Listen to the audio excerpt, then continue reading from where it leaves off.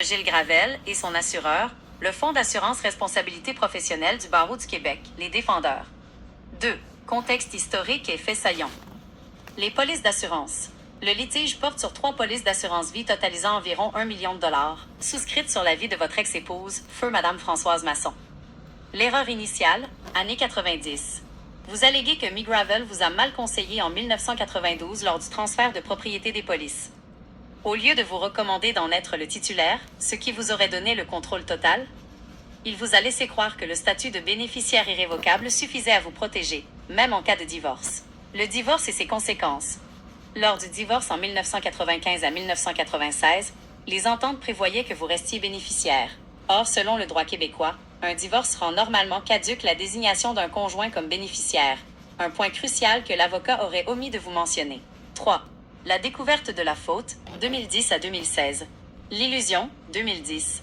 Au décès de Mme Masson en 2010, McGravel a envoyé une mise en demeure à la financière Manuvie pour réclamer les fonds. Vous soutenez que cette action était une façade, destinée à vous faire croire que votre dossier était en règle et à cacher ses propres erreurs passées. Le conflit et l'enquête du barreau. Suite à des réclamations concurrentes, les filles La Fortune, les fonds ont été gelés.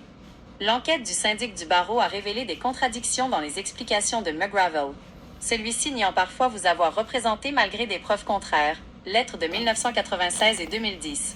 Le tournant de 2016. Ce n'est qu'en janvier 2016, après avoir consulté de nouveaux procureurs, que vous avez compris l'étendue de la faute professionnelle et la raison pour laquelle vous aviez perdu vos droits sur les polices. 4. Les reproches formulés contre McGravel, manquement au devoir de conseil, défaut de vous avoir fait titulaire des polices, conflit d'intérêts, agissement favorisant d'autres parties ou ses propres intérêts, dissimulation, tentative d'éluder sa responsabilité auprès de vous et du syndic, manque de diligence, omission répétée dans la gestion et la transmission des documents essentiels. 5. Réclamation financière, le petitum. Vous demandez au tribunal de condamner solidairement les défendeurs à vous verser un total en capital de 1 138 484 85 cents, se déclinant comme suit. 975 000 pour la perte de la valeur des 3 polices d'assurance. Environ 13 484 pour divers montants et frais spécifiés. 75 000 pour dommages moraux, stress, inconvénients, perte de jouissance de la vie. 75 000 pour dommages-intérêts punitifs. Le tout avec les intérêts au taux légal et l'indemnité additionnelle depuis l'assignation, ainsi que le remboursement des frais de justice, dépend. Conclusion du dossier. Le dossier repose sur la preuve que vous avez été maintenu dans l'ignorance de la faute professionnelle de votre avocat pendant plus de 20 ans, et que cette négligence vous a directement privé d'un héritage de près d'1 million de dollars auquel vous aviez droit selon vos ententes de divorce.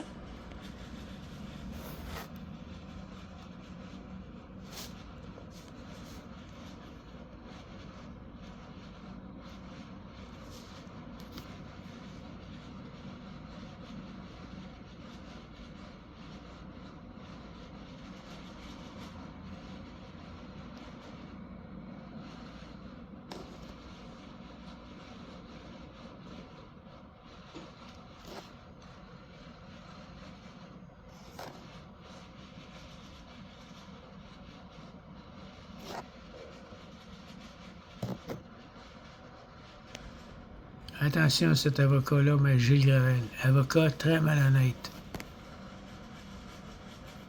Un autre avocat très malhonnête, Maître Julien Bérard. Attention à cet avocat, Maître Julien Bérard.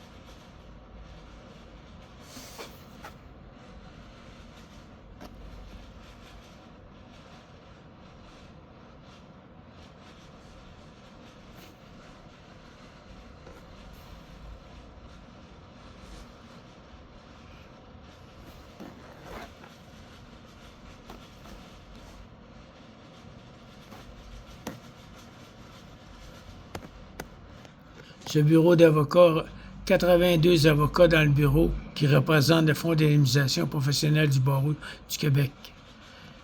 On des juges pour rendre des jugements à les faveurs.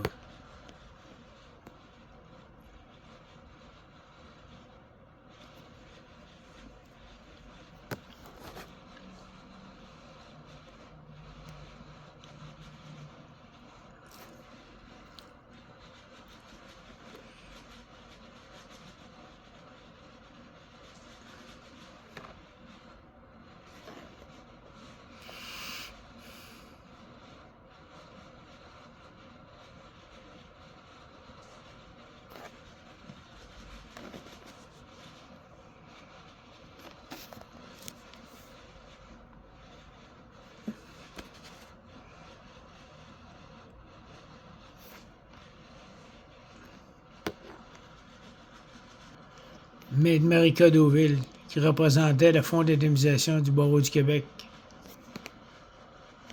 Lisez bien ceci.